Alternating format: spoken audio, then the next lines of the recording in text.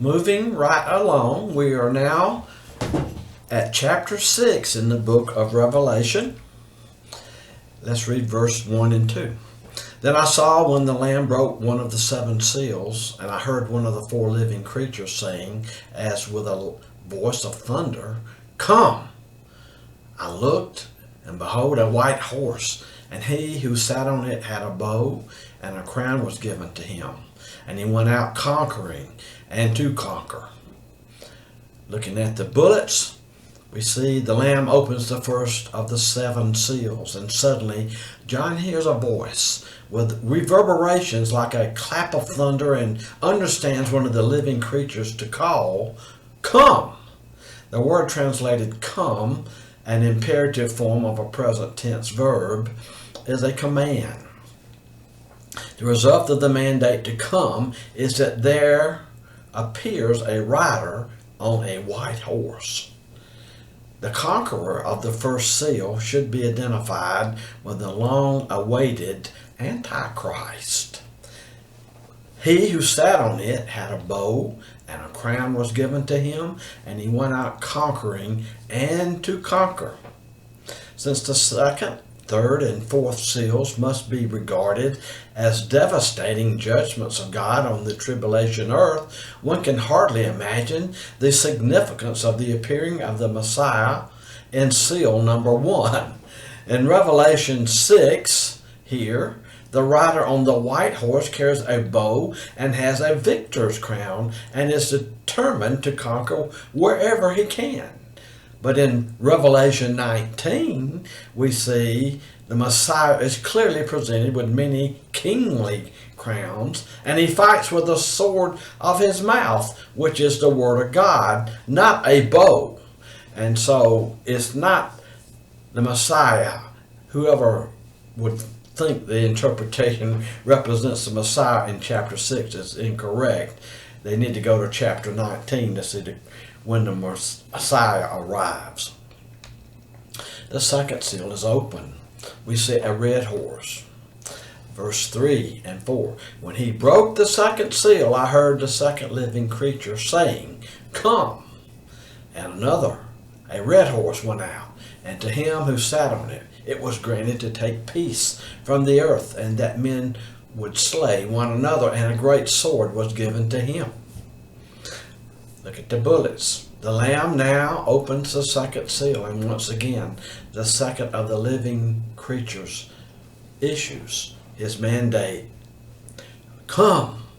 The second horse is fiery red, and the rider of that horse is given power to take peace from the earth and to make men slay one another. Worthy of note is the expression that he was given power to take peace from the earth. The uniqueness of the tribulation period seems to be that the second rider signals the taking of all peace from the earth. The most debilitating traits of greed and lust for power and money assert themselves, creating myriads of conflicts across the entire face of the globe, so that conflict rather than peace becomes the rule.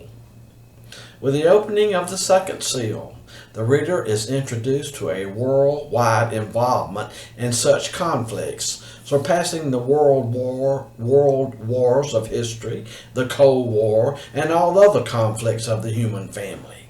This will become increasingly apparent as the reader is introduced to the series of judgments that follow.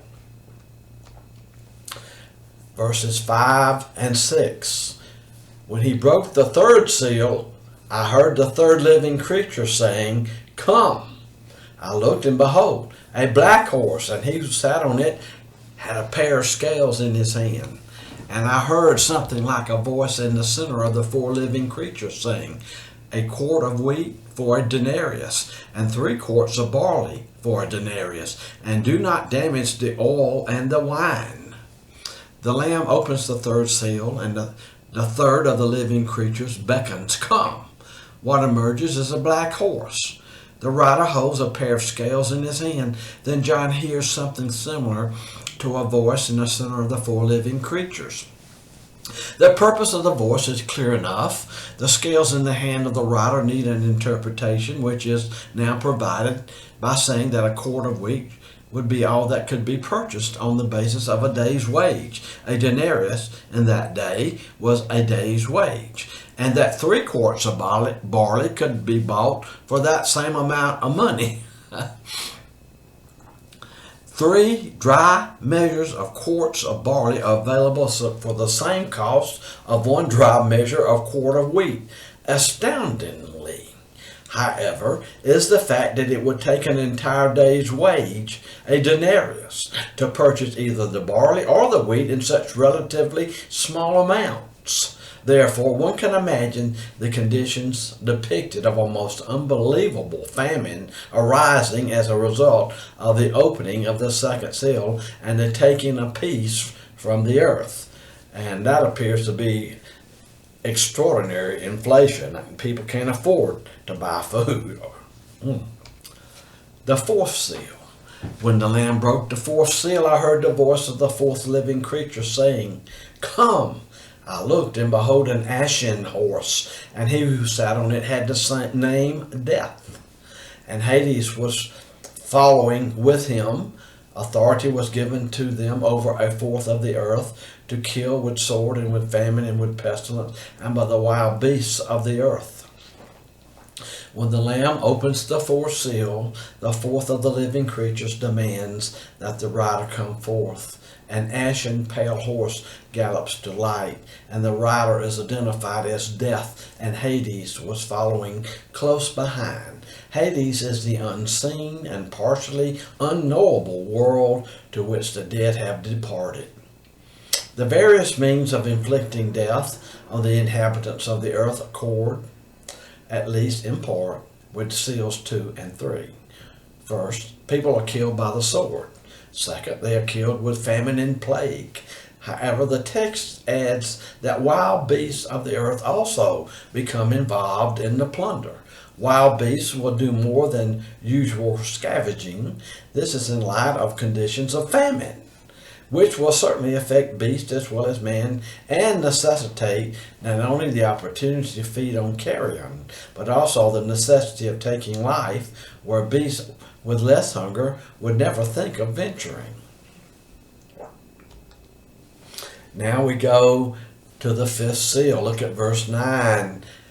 When the Lamb broke the 5th seal, I saw underneath the altar the souls of those who had been slain because of the word of God and because of the testimony which they had maintained. And they cried out with a loud voice, saying, "How long, O Lord, holy and true, will you refrain from judging and avenging our blood on those who dwell on the earth?"